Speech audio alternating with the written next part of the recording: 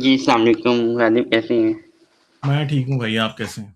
मैं भी ठीक हूँ Ghalib. I would like to ये उर्दू ही बोलनी चाहिए। 2 बातें मैंने करनी है। पहला मेरा एक सॉर्ट ऑफ कमेंट है वॉर इन मिडल ईस्ट के ऊपर, और फिर दूसरा जो मेरा एक्चुअल जेन्युइन क्वेश्चन है, अभी मैं वो करूँगा। सो जो मेरा कमेंट है वो यही है कि अभी आप लोग बात कर रहे थे कि पावर वैक्यूम अगर क्रिएट हो जाता है, यूएस कोई भी ऐसा सिनेरियो बनता है कि विथड्रॉ कर लेता है, तो वो वैक्यूम ऑब्वियसली कोई ना कोई फ़िल करेगा, उसे ईरान फ़िल करता है या मोस्ट प्रोबेबली चाइना फ़िल करता है। सो अभी अमेरिका के मसले हम लोग देख रहे हैं कि वो इसराइल के हाथों कठपुतली बना हुआ है। गज़ा की हमने बात की है अभी काफ़ी डिटेल से, और बाकी सारी जो वो जुल्म हो रहे हैं वो अब डिसैलिनेशन प्लांट तक बात पहुँच गई है। तो वो अमेरिका के मसले हैं कि वो इसराइल के साथ पता नहीं क्यों इतना ब्लैकमेल हो रहा है, या उसकी वजूहात भी बहुत सारी हैं। तो अगर इस वैक्यूम को कोई जो फ़िल करेगा कल को आके, चाइना है या इवन ईरान भी है, तो उसके एक नए किस्म के मसले मसाइल होंगे, क्योंकि चाइना अपने मुल्क में अक़लियतों के साथ जो कुछ करता है वो किसी से ढकी-छुपी बात नहीं है। या ईरान के अंदर जो एक कट्टर इस्लामिक एक जो माइंडसेट है, वो उसकी एक्ज़िस्टेंस से कोई इनकार नहीं कर सकता। तो कल को वो क्या करते हैं बाकी लोगों के साथ, तो वो उसके अपने होंगे।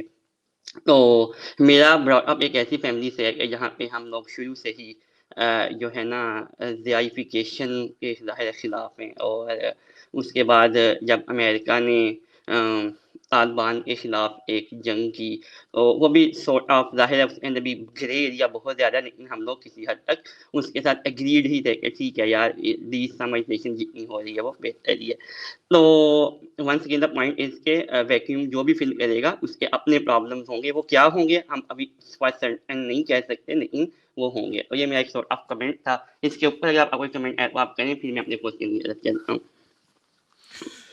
देखें, एक बात तो पक्की है ना कि जब ईरान ये सब कुछ कर लेगा, फर्ज हुँ, करें कि ईरान यहाँ से अमेरिका का इन्फ्लुएंस कम कर लेता है और ईरान अपनी शर्तों पे चीज़ें मनवा लेता है, तो फिर आपको ये पता है कि ईरान जो हरकतें करता है वो भी हमें पता है।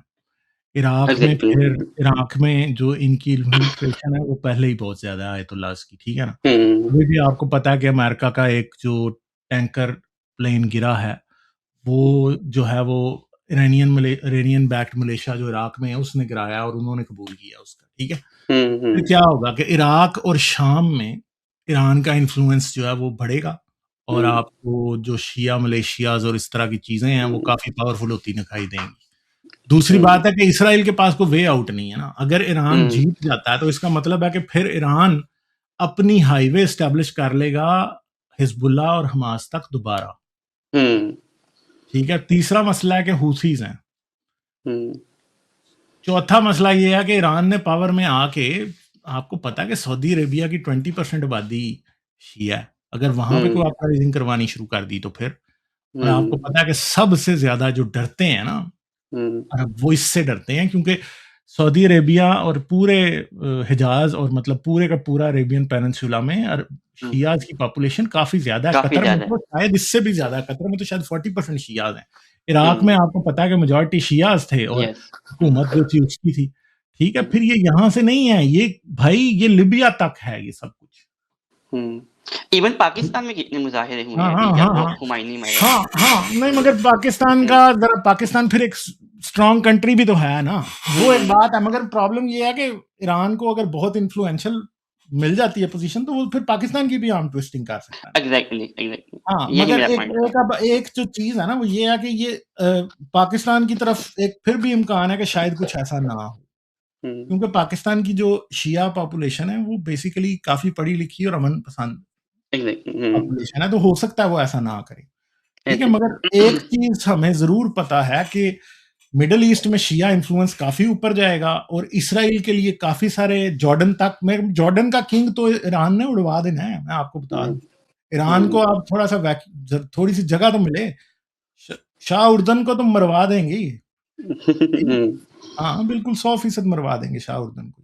ठीक है? मेरे ख़्याल में बड़ी जल्दी आप ये देख सकते हैं कि उड़दन में तो इन्होंने लिटरली मरवा देना है उसको ना, आई क्योंकि वुड लाइक वो you to properly comment on pure ally है ना इसराइल का असल में हमेशा। चाइना में भी थोड़ा-सा आप कमेंट ऐड कर दें कि फिर अगर प्रॉब्लम ये है कि फिर इस मामले में फिर क्या चाइना ईरान को कंट्रोल कर पाएगा? क्योंकि ज़ाहिर बात है कि अगर चाइना गारंटी देता है मिडल ईस्ट वालों को कि आपकी सिक्योरिटी होगी, और दूसरी बात जो मैंने आपके सामने पहले की है, अगर आप सुन रहे थे, कि यही मैं कह मैं रहा था। एक मिडल ईस्ट के अंदर एक न्यूक्लियर वेपन्स रेस की रेस हुँ, देख रहा हूँ, और हुँ, ये मिडल ईस्ट तक महदूद नहीं रहेगी। मैंने तो अभी जिन कंट्रीज़ के नाम लिए हैं, वो सारे मिडल ईस्ट के कंट्रीज़ हैं, हुँ, ठीक है?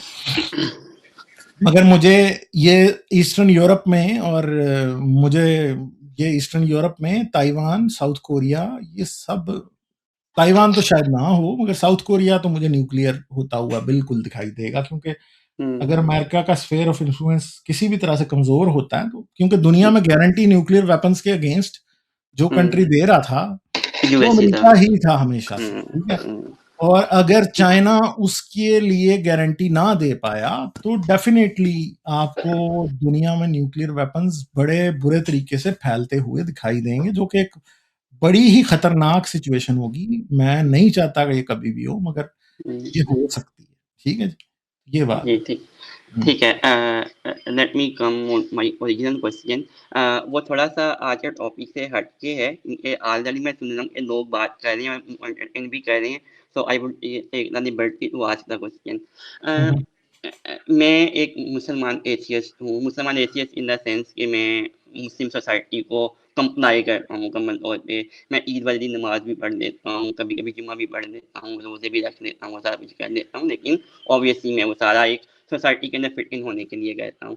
लेकिन जब कभी दोस्तों से या जैसे ऐसे आपके सर्कल्स होते हैं जहाँ पे आप कंफर्टेबल होते हैं बात करने में, या इवन लोगों को भी शक पड़ जाता है कि यार ये मतलब ये नहीं है सही बंदा ना, तो कुछ लोग होते हैं कि जो कि आपको तब्लीग करने की कोशिश करते हैं। तो अब मैं कोई आलम फाज़िल तो नहीं हूँ ना, ना मैं इस्लाम का कोई आलम था, इस्लाम के घर में पैदा हुआ और मैं वो इस्लामी बन गया, और फिर इसी तरीके से मैंने हारिस को, आपको, ये दीगर लोगों को जो कुछ गोरे भी हैं उनको सुना, तो मुझे ये वाली चीज़ ज़्यादा बेहतर लगी, और ये मुझे ज़ाहिर है मेरा एक लॉजिकल ब्रेन है ना, तो लॉजिकली मैं कंसिस्टेंट रहना चाहता हूँ हमेशा। तो उसके अंदर होता ये है कि आप किसी जब मुस्लिम इंटेलेक्चुअल से आपकी कोई बात होती है, तो वो आपको लॉजिकल आर्गुमेंट के अंदर लाजवाब कर देते हैं। फॉर मतलब एक एग्ज़ाम्पल ना मेरे दिल में नहीं है कोई ऐसी, लेकिन ऐसा हो जाता है समटाइम, सही है? तो अब क्योंकि मैं तो अपने आप को कभी भी ये नहीं कहूँगा एक लॉजिकल कंसिस्टेंसी से मैंने चलना है और लॉजिकली मैं आंसरलेस हो गया हूँ, तो अब मैं ओंगियाँ-बोंगियाँ मारनी शुरू कर दूँ, वो बिल्कुल सही बात नहीं है। तो I agree with them on that point. बाद में क्या होता है कि मैं जो हूँ उनका जो आर्गुमेंट होता है उसको ऑनलाइन आके देखता हूँ, आपकी कोई वीडियोज़ टॉपिक में मिल जाती है, हारिस की या दीगर कुछ लोग हैं, या फिर चैटजीपीटी से आप बात करते हैं कि यार इस बात की क्या डिबंकिंग है, वो डिबंक हो जाती है। इन केस के कल को कोई ऐसा आर्गुमेंट आ जाता है जिसमें डिबंक नहीं कर पाता, तो वो मुझे एक्सेप्टेबल हो या ना हो, अगर वो लॉजिकली कंसिस्टेंट है तो मैं उसको अपना उसका हिस्सा बना लूँगा।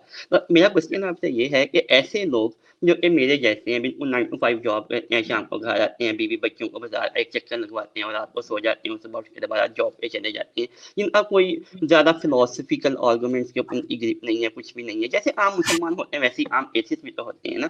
तो अब उनको मतलब कि अब एक सोसाइटी के अंदर ज़ाहिर है अब उनसे जो एक्सपेक्टेशन होती है सोसाइटी को बहुत ज़्यादा होती है। उन्हें लगता है कि हर बंदा गालिब के लेवल पे होना चाहिए, हर बंदा हारिस के लेवल पे होना चाहिए, ऑब्वियसली नहीं हो सकता ना। तो इसके अंदर फिर मतलब कि सही अप्रोच क्या होनी चाहिए बीइंग एन एथियस्ट के, या अब अगर हर वक़्त ही ज़ाहिर है मैं इतना डम्ब तो नहीं हूँ ना कि मैं हमेशा ही लाजवाब होता रहता हूँ। मैं अक्सर जो है मेरे आर्गुमेंट्स होते हैं इतने स्ट्रॉन्ग होते हैं कि अगला बंदा भी या चुप हो जाता है या फिर गुस्ताख डिक्लेयर कर देते हैं, वो भी एक मसला ही है खैर। तो क्वेश्चन असल में मेरे थॉट्स बहुत स्कैटर्ड हैं, आई एम रियली सॉरी, लंबा हो रहा है। तो मेरा क्वेश्चन ये है कि एक नॉर्मल ह्यूमन बीइंग जो 9 टू 5 जॉब करता है, उसको अपने आप को मतलब एक कॉन्स्टेंटली एजुकेट करते रहना पड़ेगा, या मतलब कि मैं चाहता हूँ थोड़ा-सा रिलैक्स रहूँ ना, हर वक़्त एक टेंशन जो एक रुच सीख करने का वो एक कीड़ा है समझ लें या क्या है, तो इसको मतलब कि कैसे बंदा थोड़ा-सा रिलैक्स कैसे कर सकता है इस पूरे एनवायरनमेंट के अंदर? देखें, एक तो बात याद रखें कि मैंने अपने इर्द-गिर्द जो दुनिया के सबसे इंटेलिजेंट लोग देखे हैं ना, वो एब्सोल्यूटली क्यूरियस हैं। इंटेलिजेंट बंदे की निशानी होती है कि हमेशा क्यूरियस होता है, उसके सवाल हुँ, जवाब कभी खत्म नहीं होते। उसको अगर एग्ज़ैक्टली। कोई बात नहीं पता होती तो उसका जवाब ढूँढता है, इसीलिए एकदम वो दूसरों से हुँ, ज़्यादा इंटेलिजेंट होता है। तो मेन बात तो ये है। दूसरी बात ये है हुँ, कि बहस ना करें, मेरा तो हुँ, आपसे यही मशवरा है कि ना करें। तीसरा मसला ये है कि एक बात याद रखें कि दलील एक बात होती है, सबूत हुँ, दूसरी चीज़ होती है हुँ, और सबूत के बगैर दलील कुछ नहीं है, दिस क्योंकि इज़ दलीलें इम्पोर्टेंट। भी सबूतों से शुरू की जाती हैं। हुँ, दलीलें जो है ना वो सबूतों से शुरू होती हैं। कोई एक चीज़ का सबूत आपके पास होता है ठोस, हुँ, तो आप वहाँ से दलील का प्रेमिस वो होता है और उसकी बेस पे आप दूसरी बात को सच मानने की तरफ जाते हैं। बात ये है कि कोई जितनी भी दलीलें दे ले, हुँ, जब किसी के पास खुदा का सबूत नहीं है, जब हुँ, किसी के पास किसी के नबी होने का सबूत नहीं है, किसी के पास हुँ, खुदा का बेटा होने का सबूत नहीं है, किसी के पास राम और लक्ष्मण के देवता होने का या काली की हकीकी देवता या कोई वाक़ई हकीकत होने का सबूत नहीं है, बाकी वो जितनी मर्ज़ी दलीलें देता रहे, वो सच तो नहीं साबित कर सकता ना, हकीकत तो नहीं साब देखें दुनिया ये समझती है कि सच एक बड़ी चीज़ है। हुँ, मसला ये है कि सच जब तक हकीकत को रिप्रेजेंट ना करता हो, वो सच असल में नहीं होता। सच की सबसे बेयर बोन्स और सबसे स्ट्रॉन्ग डेफिनेशन ये क्या है? हुँ, सच हुँ, एक स्टेटमेंट होता है। सच एक हुँ, इबारत होता है जो किसी चीज़ को बयान करता है। हुँ, हर सच एक गवाही होता है असल में। मगर हुँ, प्रॉब्लम ये है कि फिलॉसफी ने सच्चाई की डेफिनेशन को बदल दिया। ठीक है? हुँ, अब हुँ, मैं उस डेफिनेशन से एग्री नहीं करता। फिलोसॉफिकल ट्रुथ की डेफिनेशन से मैं उस तरह से एग्री नहीं करता। ये एक लंबी बहस है, कभी इस पे फिर बात करेंगे। ठीक है? मगर मेरे ख़्याल में सच्चाई क्या होती है, जो कि हकीकत को बयान करे बस। कि हुँ, मैंने एक हाथी देखा, मैंने हुँ, वाक़ई देखा है तो ये बात सच है। अगर मैंने नहीं हुँ, देखा, तो ये हुँ, बात झूठ है। ठीक है? समझ हुँ। गए? तो देखिए भाई बात ये है कि सबूत से जो साबित होगा, वो होगा सच। ठीक है? अगर इस्लाम की कोई भी बात या क्रिश्चियनिटी की कोई भी बात का सबूत नहीं है, तो मेरे पे कोई भी ज़रूरत नहीं है उसे मानने की। 100% एग्रीड और ये बड़ी बेसिक सी चीज़ है कि यार कोई चीज़ है उसका सबूत ले आओ तो मैं क्यों नहीं मानूँगा, मैं कोई अहमक थोड़ी हूँ एक चीज़ का सबूत है मैं उसे ना मानूँ। वो बिल्कुल एक अंडरस्टूड सी बात है और फिर इसके अलावा फिर ये तो एक वो चीज़ होगी ना ये बिल्कुल ऑब्वियस है जिसकी बेस के ऊपर हमारी ये पूरी कम्युनिटी एग्ज़िस्ट करती है। लेकिन ना इसके अंदर एक बड़ा टेक्निकल पॉइंट ये होता है कि कोई फिलोसॉफिकल आर्गुमेंट्स इस किस्म के लोग लेके आते हैं ना कि जो पूरी की पूरी हमारी एक रियलिटी है वो बड़ी सब्जेक्ट जैसे मैथमेटिक्स की बात करते हैं। बड़ा लॉजिकल लगता है, लेकिन वो भी पूरे जो मैथमेटिक्स अगर आपको पता है कि वो बेसिक 4 पिलर्स होते हैं, और वो 4 के 4 पिलर असम्पशन बेस्ड होते हैं, तो वो फिर उसके ऊपर एक आर्गुमेंट पूरा बिल्ड कर लेना आगे से आगे, आगे से आगे, आगे से आगे, तो वो बात वही है कि मेरा तो ये मानना है कि अगर आप कोई बात अगर 5 साल के बच्चे को समझा सकते हैं, तो वो ठीक है, अगर आप नहीं समझा सकते, तो फिर आपने इसके अंदर अपना कोई ग्रेड लगाया नहीं, हुआ मैं है। 5 तो साल के बच्चे को झूठ भी तो समझाना बहुत आसान है ना, ये असम्पशन नहीं है। मैं इसे वैलिड हुँ, नहीं समझता। हुँ, बात सिंपल सी है, बात ये हुँ, याद रखें कि सबूत ही असल में चीज़ है। असल सच क्या हुँ, होता है? हकीकत का परतावा होता है सच। अगर वो हकीकत हुँ, का परतावा नहीं है, तो वो सच नहीं है। हुँ, बस सिंपल बात। सब्सटेंशियल ऐसे सर वेलकम, इनका ज़रूर इनपुट वैल्यूएबल है सब्सटेंशियल सर का इस मामले में। सर जी, अनम्यूट कर लें। जी, जी, गालिब कैसे हैं आप? मैं ठीक हूँ सर, आप सुनाएँ? मोमो आप कैसी हैं? जी, बिल्कुल ठीक-ठाक। आप कैसे हैं? बस ठीक-ठाक, थैंक यू। तो ये जो हमारे कॉलर हैं, आपका क्वेश्चन ये है कि आप एक्सपर्ट नहीं हैं किसी इन डिस्कशंस के या किसी फील्ड में, तो कैसे आप इंटरैक्ट करें? एक तो गालिब हमेशा एडवाइस करते हैं, मोमो भी अपने चैनल पर एडवाइस करती हैं कि अपने इर्द-गिर्द खास तौर पर अगर वर्क प्लेस एनवायरनमेंट है तो उसके अंदर डिस्कशंस इन मौज़ूआत पर ना करें तो बेहतर है। ठीक है जी। अगर आपका कोई बहुत क्लोज़ सर्कल है ऑफ फ्रेंड्स जिसमें आप आइडियाज़ को डिस्कस करते हैं, क्योंकि देखें ऐसा नहीं है सिर्फ़ कि आप अ, जो जिनका वर्ल्ड व्यू आपसे बिल्कुल बरअक्स है, वो ही आपको चाहिए है डिस्कशन के लिए। जिनका वर्ल्ड व्यू आपसे मिलता भी है, उनके साथ भी आपके डिस्कशंस जो हैं वो काफ़ी फ्रूटफुल, अगर वो ऑनेस्टली चीज़ों को इन्वेस्टिगेट करने में यकीन रखते हैं, तो उनके साथ भी डिस्कशन जो कि आप समझते हैं कि सेफ हो सकती हैं, उनके साथ करें। और पहली बात ये है कि इसमें तो कोई शॉर्टकट तो बिल्कुल नहीं है और ना ही शॉर्टकट कभी कोई रिकमेंड करने में मैंने कंफर्टेबल फील किया है किसी के लिए। मैं हमेशा कोई मशवरा शायद मेरा मशवरा इसीलिए ज़्यादा बेकार भी आपको लग सकता है कि मैं हमेशा ही आपको लॉन्गर राउट लेने के लिए मशवरा दूँगा कि आहिस्ता-आहिस्ता, स्टेप बाय स्टेप अपनी मुतालिक और अपनी स्टडी को बढ़ाएँ। हाँ, आपको डायरेक्ट कोई नहीं कह रहा कि आप डायरेक्ट एडवांस लेवल पर चीज़ों को एब्ज़ॉर्ब या डाइजेस्ट करना शुरू कर दें। आहिस्ता-आहिस्ता शुरू करें, पॉपुलर बुक्स से शुरू करें। ऑलरेडी आपका इंटरेस्ट तो लग रहा है इन मौज़ूआत पर। तो आपने पूछा कि जी रिलैक्स करने के लिए क्या करें? तो जिस तरीके की आप गुफ्तगू कर रहे हैं, उससे लग रहा है कि क्यूरियस रहकर ही आप रिलैक्स रह सकते हैं। अगर आप पढ़ेंगे नहीं तो शायद आप रिलैक्स नहीं कर पाएँगे, जिस तरह का आपका मुझे नेचर लग रहा है। तो आई थिंक वो आहिस्ता-आहिस्ता पॉपुलर बुक से स्टार्ट करके अगर कोई फिलॉसफी भी पढ़ना चाहते हैं, एवोल्यूशनरी बायोलॉजी पे पढ़ना चाहते हैं, कॉस्मोलॉजी पर पढ़ना चाहते हैं, कई बार हम रिकमेंड करते हैं बहुत सारी किताबें। उनको आहिस्ता-आहिस्ता पढ़ें, मगर पॉपुलर बुक्स पर रुक ना जाएँ। उससे आगे फिर चलें, उससे आगे चलें। अगर आपको लगता है कि आपका इंटरेस्ट किसी चीज़ में डेवलप हो रहा है, तो एट लीस्ट यूनिवर्सिटी लेवल की कोई टेक्स्ट बुक ले लें उस मौजू के ऊपर। क्योंकि पॉपुलर बुक जितनी भी आपको लेटेस्ट एंड ग्रेटेस्ट चीज़ें बताएगी, जो फंडामेंटल्स हैं, उनका वो कभी भी सब्स्टिट्यूट नहीं होती। पॉपुलर बुक आपको बताएगी, पिछले साल की लेटेस्ट रिसर्च बता देगी और आपको लगेगा कि आपके पास इन्फॉर्मेशन आ गई है, लेकिन क्या आपने उस फील्ड में नॉलेज। थोड़ा-सा स्किल डेवलप किया है? इट्स अ गुड स्टार्ट, मगर उसके बाद आपको फंडामेंटल्स पे जाना बड़ा ज़रूरी है, बगैर उसके तो है नहीं। आजकल तो हर लेक्चर जो है वो ऑनलाइन कहीं न कहीं मौजूद है।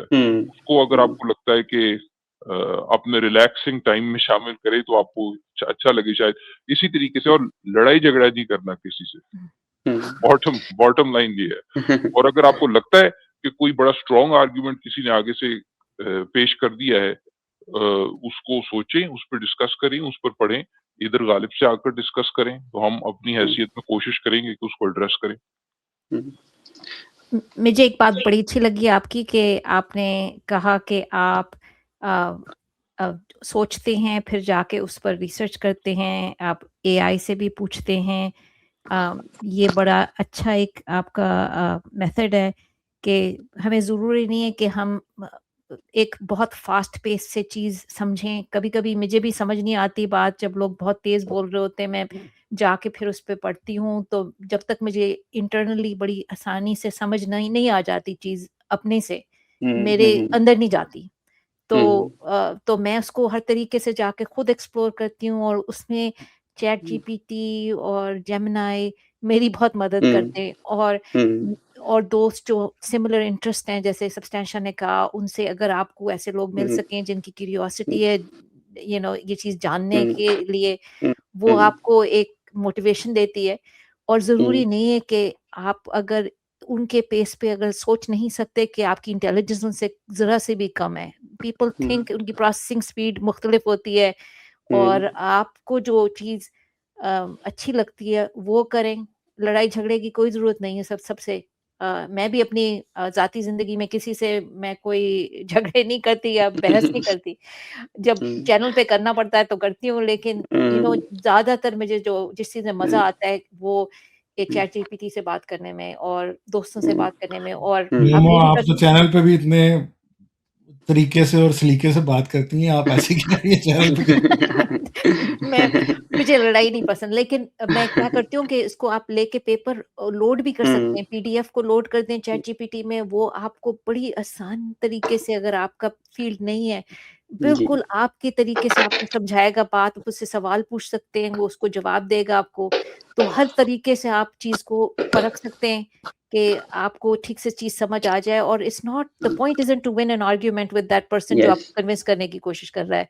आपको असली खुशी जो मिलेगी वो बात समझने से मिलेगी, and there is nothing else like it, right? तो मुझे जैसे सब्सटेंशिया ने कहा है, उसी किस्म के इंसान लग रहे हैं आपको कि आपको अच्छा लगता है, क्यूरियस हैं, और आप वाक़ई समझना चाहते हैं चीज़ को, और आप इंटरनल कंसिस्टेंसी चाहते हैं, ये हम Yes, सब चाहते exactly. हैं, you know, Hmm. Like we want our, हम अपने आप को कंपार्टमेंटलाइज नहीं कर सकते, हम we want to Hmm. Be consistent with what we Hmm. Believe और what we understand, it has Hmm. To be the case, नहीं तो हम जी नहीं सकते, ये ऐसा ही। की पर्सनैलिटी होती है, और कई लोग Hmm. कंपार्टमेंटलाइज कर सकते हैं अपने आप को, और वो उनका एक शोभा होता है कि आपको कन्विंस करें, आपको दीन Hmm. की तरफ वापस लाएं, लेकिन जब तक belief is not a choice, right, like Yes. आपको जब तक समझ नहीं आएगी, जब तक it doesn't make sense, you can not Yes. Believe, I can't force myself to believe, you know. Exactly. ऐसा ही है। इसके अंदर जहाँ तक बात है ना कि मेरा अपना पर्सनल नॉलेज, तो जो कॉमनर होते हैं अब पता नहीं वैसे ना हो जाए, तो उनके साथ हम बात करते ही नहीं ना, जो ये कहते हैं कि बताओ भाई फिर कायनात को किसने बनाया, तो मैं कहा ओके अल्लाह हाफिज़, अब मुझसे कोई बात नहीं हो सकती, सही है। तो मुझे पता है कि वो फॉल्स लॉजिक और वो सर्कुलर लॉजिक के अंदर घूमते रहते हैं, तो वो तो है ही नहीं ना। जो कुछ सही वाले इंटेलेक्चुअल लोग होते हैं कि जो कि अपनी बड़ी कॉम्प्लिकेटेड एक फिलॉसफी ज़ाहिर है, वो फिर मेरा अपना असूल यही है, जो मैंने हारिस से सीखा है, कि लॉजिकली कंसिस्टेंट रहना, चाहे आप एंड पे गलत साबित हो जाओ। और मान लो कि हाँ यार, इस लॉजिक के तहत अगर ये असम्पशंस लेके चला जाए, तो मेरी ये बात गलत साबित होती है, बिल्कुल सही कह चलें रही आप सीख लेना तो उसको है। सिखा भी देना जाके, ठीक है। जैसे आप कह रहे हैं उससे सीखा, उसने खुद नहीं ये सीखा। चलें, शुक्रिया बहुत आपका, चलिए चलते हैं चलिए, आगे। ओके ओके, अल्लाह